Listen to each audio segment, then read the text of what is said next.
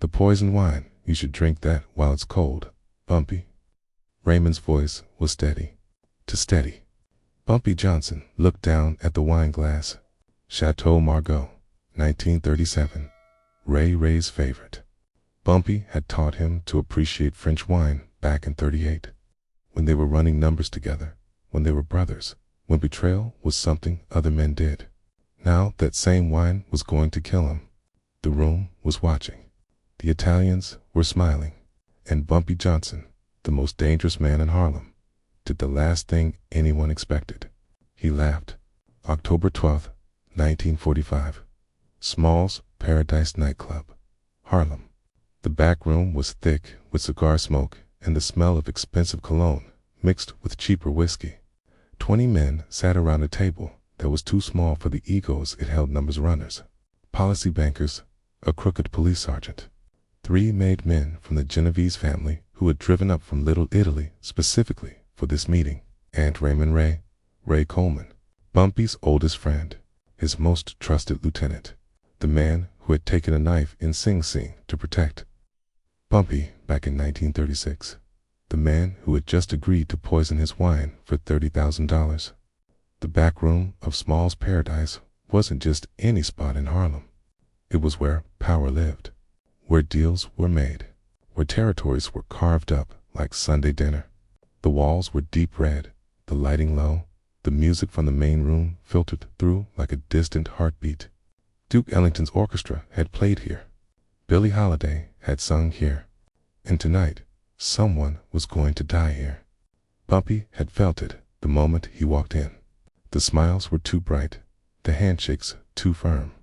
Ray had been too quick with the wine, too eager to pour, too insistent that Bumpy sit at the head of the table. The Italians weren't even pretending anymore. Sal Benedetto, a Genovese enforcer with a scar running from his eye to his jaw, sat in the corner cleaning his fingernails with a knife, not hiding it, making sure Bumpy saw it.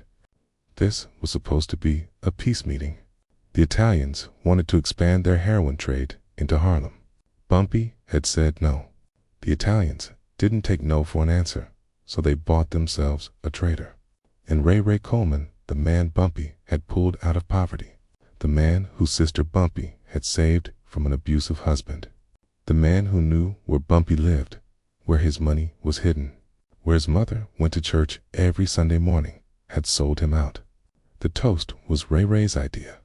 "Gentlemen," he said, standing up with his glass raised, "2 new partnerships, to prosperity, to the future of Harlem." Everyone raised their glasses, even the Italians, who didn't give a damn about Harlem's future, but loved watching a man drink his own death. Bumpy's glass sat untouched in front of him. Ray's smile faltered just for a second, just long enough for Bumpy to see it.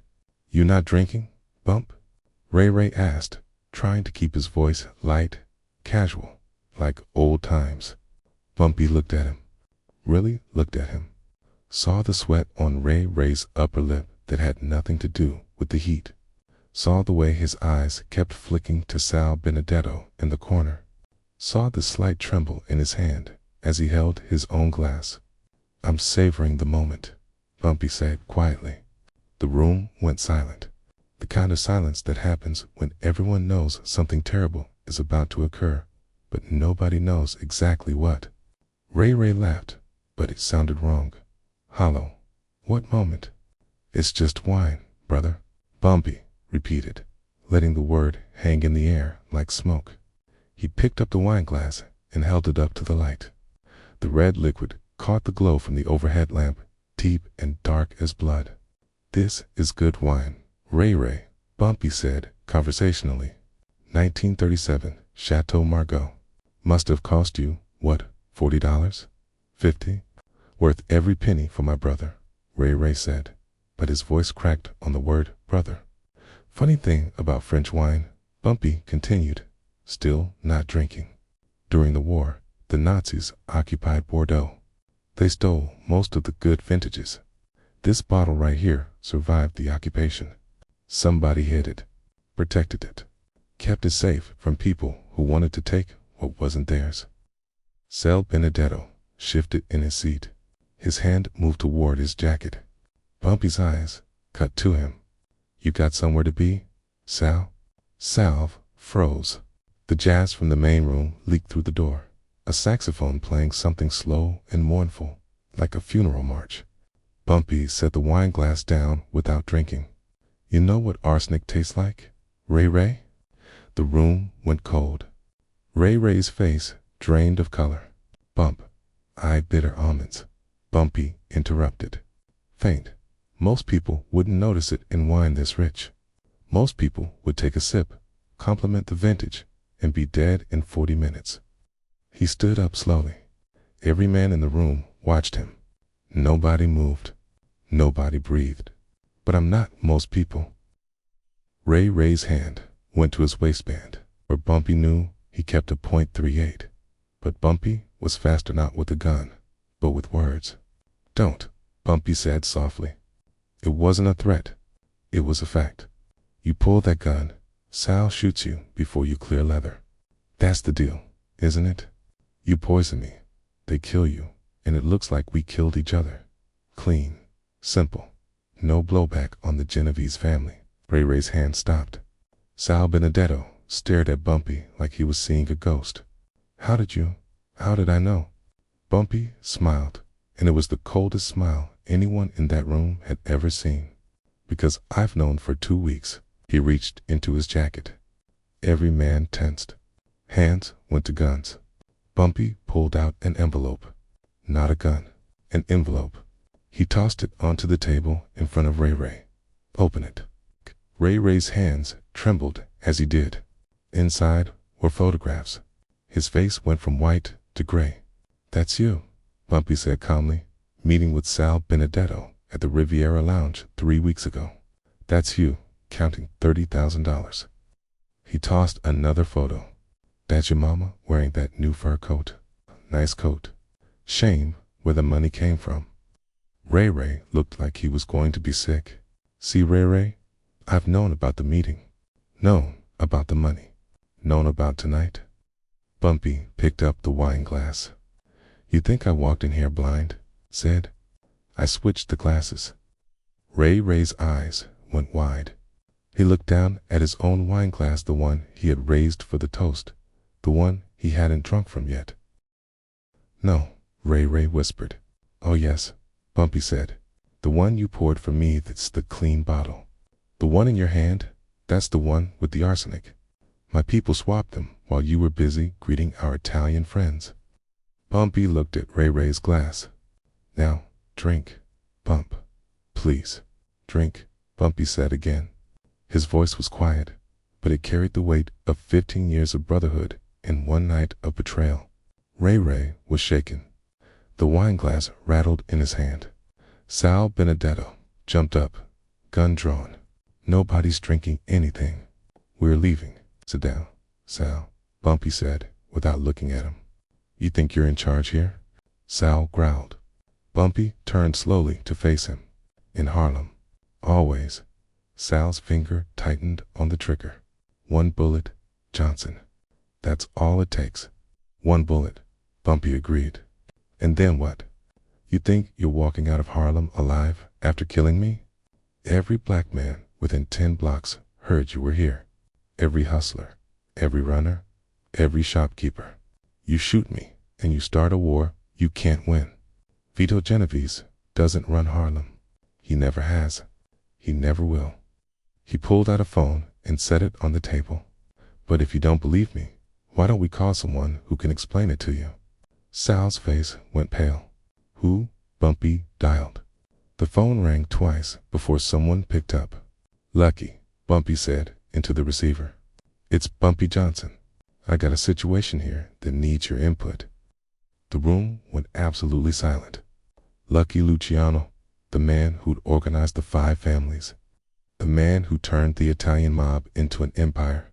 The man even Vito Genovese answered to. Bumpy listened for a moment, then spoke. I got 3 of Vito's boys here in Harlem. They paid $30,000 to have me killed. Now they're pointing guns at me, talking about walking out like nothing happened. He paused, listening. Hung? That's what I thought. Bumpy looked at Sal. Lucky wants to talk to you. Sal took the phone like it was a snake. Boss, whatever Lucky Luciano said in the next 30 seconds drained all the color from Sal's face. When he hung up, his hands were shaking. We're leaving, Sal said quietly. Not yet, Bumpy said. He sat back down, pulled out a cigarette, lit it slowly. Here's how this works, Bumpy said, exhaling smoke. A man's life in Harlem costs $30,000. At least, that's what you paid Ray Ray. He leaned forward. So now, you're going to pay me $30,000 for your lives. Sal stared at him. You're extorting us. I'm giving you a choice, Bumpy corrected. I can kill all three of you, right here, right now, and start a war that'll bleed both our families for years. Or you can pay me $30,000, the same amount you spent trying to kill me, and we walk away from this. No war, no bodies, just business. He leaned in closer. What's it going to be, Sal? Your life for $30,000, or your pride for free? Sal looked at his two men. They both nodded. We'll get you the money, Sal said through gritted teeth. You'll get it now, Bumpy said. I know you brought it for Ray his second payment. Hand it over. Sal reached into his coat, slowly pulled out an envelope thick with cash. Bumpy didn't touch it. He just nodded to one of his men, who took the envelope and counted it. 30,000, the man confirmed. Good. Now you can leave. Sal holstered his gun and started toward the door, then stopped. Vito's not going to forget this. Bumpy smiled. Lucky told you to pay. You paid? That's the end of it. Unless Vito wants to explain to Lucky why he's starting a war over a failed hit. Sal and his men walked out. The door closed behind them. The room was silent for 5 seconds. Then Ray started to drink. Not because he wanted to, because Bumpy was staring at him. And every man in that room was watching, and there was no way out. Ray tilted the glass. The wine touched his lips. He drank. It took 7 minutes. First, the sweating started. Then the trembling. Then Ray grabbed his throat, his eyes going wide, his mouth opening in a silent scream. Bumpy watched. Didn't move. Didn't speak. Just watched the man who'd been his brother die from his own poison.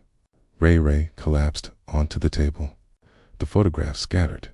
The wine glass shattered on the floor.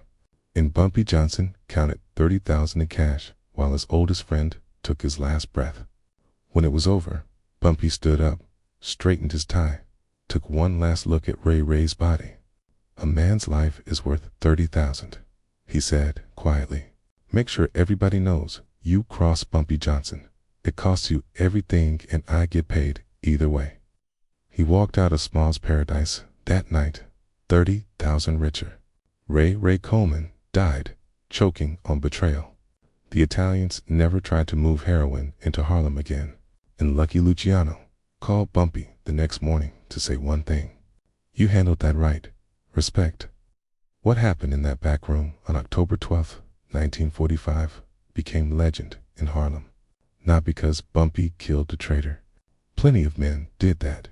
But because of how he did it. He turned an assassination into a payday. He turned a war into a business transaction. He made the Italians pay for the privilege of staying alive. No guns, no violence. Just intelligence, patience, and the coldest form of justice anyone had ever seen. Raymond Coleman's name was never spoken in Harlem again. The 30,000 he was promised was buried with him. And the 30,000 Bumpy took from the Italians, he used it to buy 3 buildings in Harlem. Gave them to widows whose husbands had died working the numbers. Because Bumpy Johnson wasn't just about power. He was about principle. And the principle was simple. You come for the king, you better not miss. And if you miss, you pay. That was Bumpy's reason. That was his code. That was his legacy. The back room of Small's Paradise stayed closed for 6 months after that night. When it finally reopened, nobody would sit at the table where Ray died. They say you can still smell the wine, still feel the weight of what happened. But what really stayed was the lesson in Harlem. Bumpy Johnson didn't just survive. He won every single time. If this story of betrayal, intelligence, and cold justice moved you, hit that subscribe button. Drop a like if you respect the way Bumpy turned a death trap into a payday. And comment below. What would you have done in Bumpy's position? Let me know.